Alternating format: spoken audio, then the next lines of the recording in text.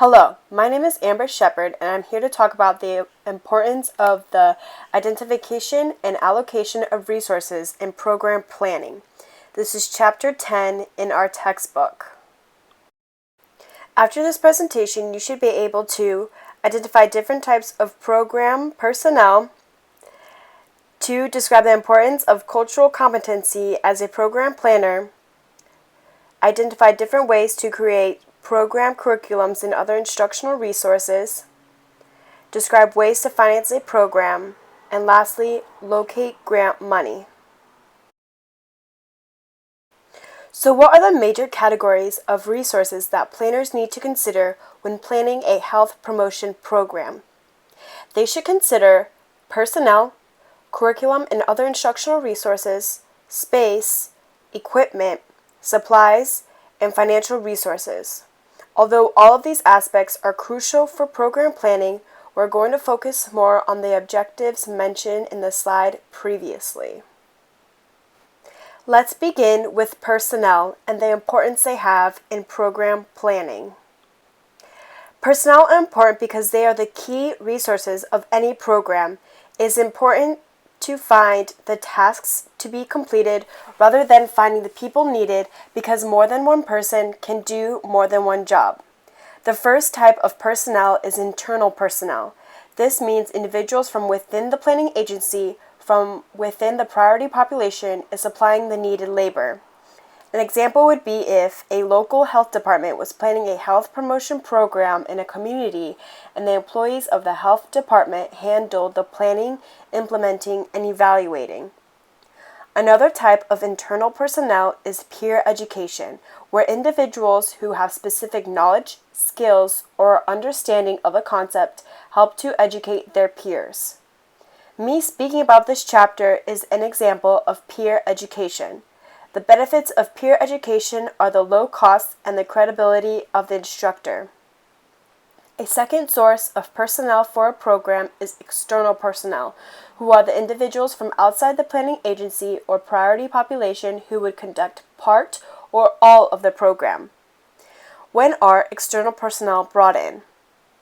They are brought in when it is found there is a gap between what can be provided internally and what ultimately must be provided to accomplish the program goals and objectives. Vendors can be brought in as well. This is when companies offer or sell programs, services, or consulting to groups wanting health promotion programs. Some are for-profit, like hospitals, consulting agencies, etc., and non-profit, like YMCAs and universities. It is important to be careful when choosing vendors because not all of them are of the same quality. Experts from the Speakers Bureau can come in as well, who are untapped and inexpensive sources of personnel for health promotion programs to little to no cost. The third source of personnel is a combination of internal and external.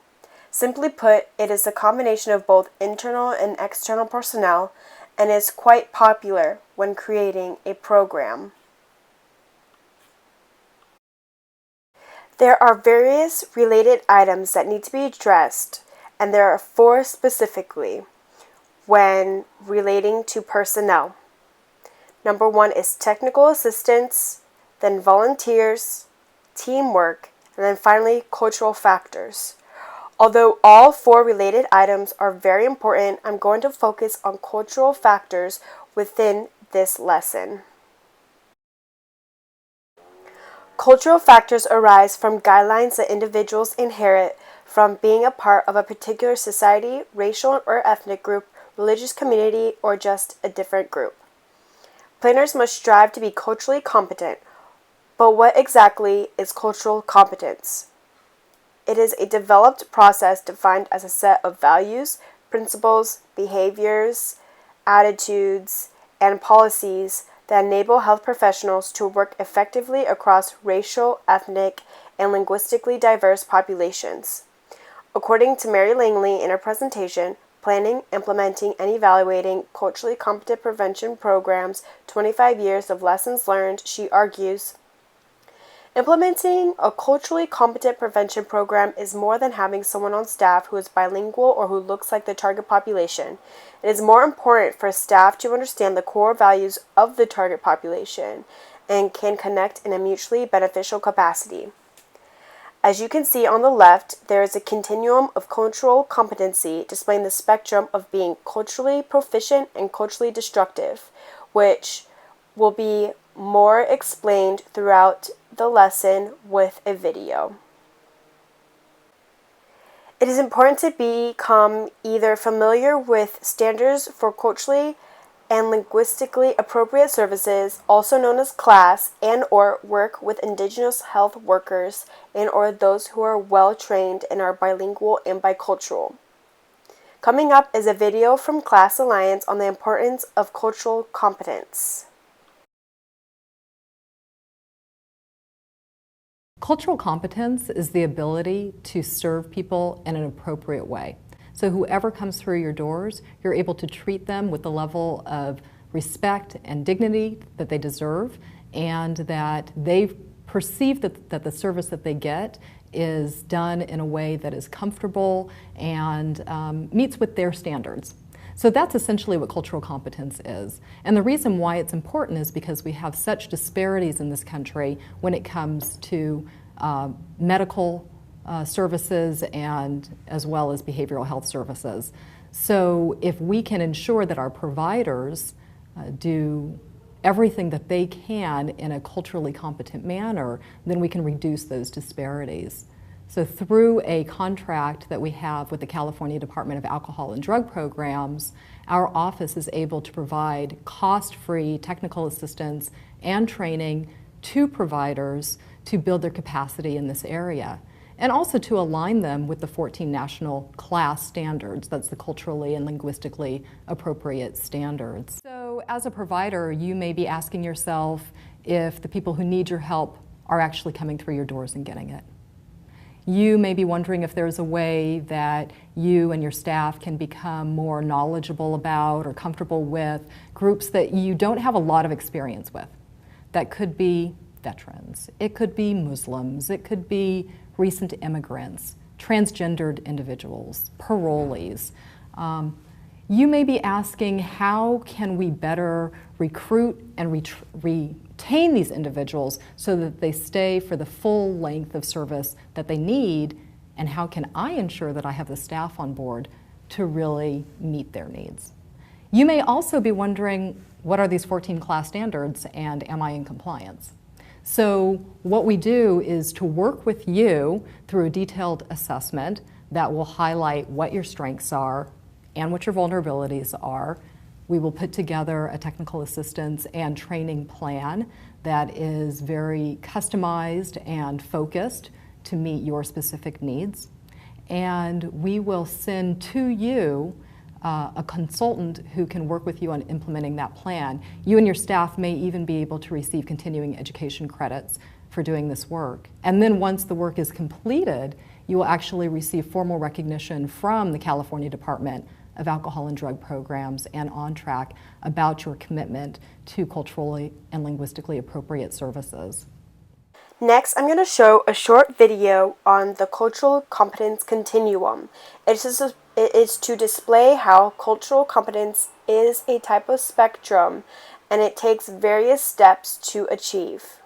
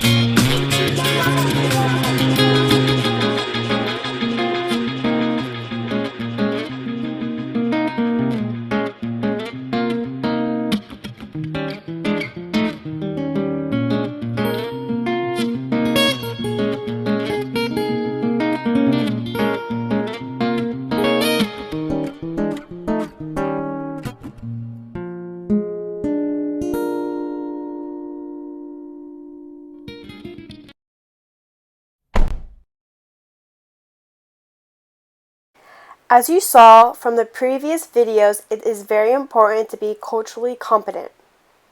Now we're going on to speak about the curricula and other instructional resources when creating a health promotion program. What exactly is curriculum? A curriculum is a planned set of lessons or courses designed to lead to competence in an area of study. According to the CDC, today's state-of-the-art health education curricula reflect the growing body of research that emphasizes teaching functional health information, essential knowledge, shaping personal values and beliefs that support healthy behaviors, shaping group norms that value a healthy lifestyle, and finally, developing the essential health skills necessary to adopt, practice, and maintain health-enhancing behaviors. There is a long list of characteristics found in effective curriculum provided by the CDC. I provided a link above in case you wanted to check them out. So how do we choose curriculum and other instructional materials? Some ways to choose are through developing your own materials, also known as in-house materials, or having someone else develop these custom materials for you. You can also purchase or obtain various instructional materials from outside sources. And you can also purchase or obtain entire canned programs from outside vendors. And lastly, you can use any combination of in-house materials, materials from outside sources, and canned program materials. I mentioned canned programs in the previous slide. However, not everyone is familiar with this term. So before I go in depth, I want to explain what exactly canned material programs are. Canned programs are programs that have been developed by an outside group and includes basic components and materials necessary to implement your program. The costs of these programs vary and have 5 components. The first component is that it has to have a participant's manual. This is printed material that is easy to follow and easy to read and is handy for participants. The second material is an instructor's manual. This is a much more comprehensive document than the participant's manual, which includes the program content, background information, and lessons, and unit plans with ideas for presenting the material. The third material can be a group of audiovisual materials that help present the program content. This usually includes videotapes, DVDs, and audio tapes, and it also can include PowerPoint presentations, charts, or posters.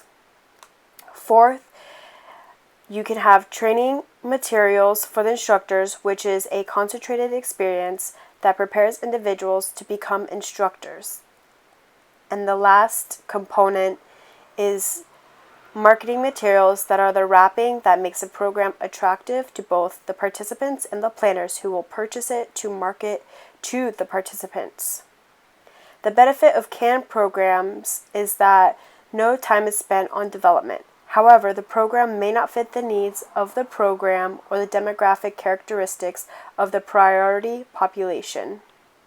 To help ensure that materials are suitable for the priority population, we recommend using the acronym SAM, a Suitable Assessment of Materials Instrument. It helps provide a numerical score that may fall between superior, adequate, or not suitable. On the left is a SAM scoring sheet provided by your textbook so you can have a visual representation of what it looks like when evaluating for suitable materials within your program. Here are top 5 reasons to evaluate your materials. 1. Just because you think your materials make sense doesn't mean that they do. 2. You can waste a lot of time and money developing materials that nobody reads. 3. Evaluation means more funding. 4. It's the only way you can be sure that your materials will be understood. And lastly, it will make you a better health educator. So what exactly are you trying to measure, and what should you measure? You should measure readability, reading difficulty of printed text, usability, the ease of use and satisfaction with a product or material, and lastly, suitability, appropriateness for a specific target audience. Approximately 1 in 2 adults struggle with literacy. Nearly 9 in 10 adults struggle with health literacy. There's a good chance that members of your target audience struggle with health literacy. You can help by making health education materials easier to understand.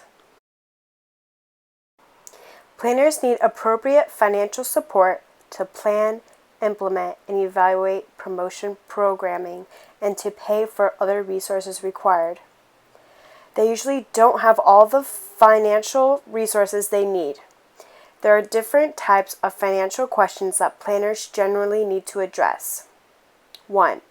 Is it better to run an adequately financed program for a few people or to run a poorly financed program for more people? 2. If funds are limited, where is the first place we should cut? 3. Should we start a program knowing that we will be short of funds, or should we wait until we have appropriate funding before we begin? And lastly, is it better to have fewer instructions with instructors or to make do with fewer supplies? Next are several established ways of financing a program. There are various ways of financing your program. The first way is through participation fees, which require the participants to pay for the cost of the program. Next are third-party supporters. Health insurance is not often used to pay for health promotion programs. However, others can be third-party payers. What does third-party mean exactly? It means that someone other than participants, the first party, or planners, the second party, is paying for the program. You can also have cooperative agreements.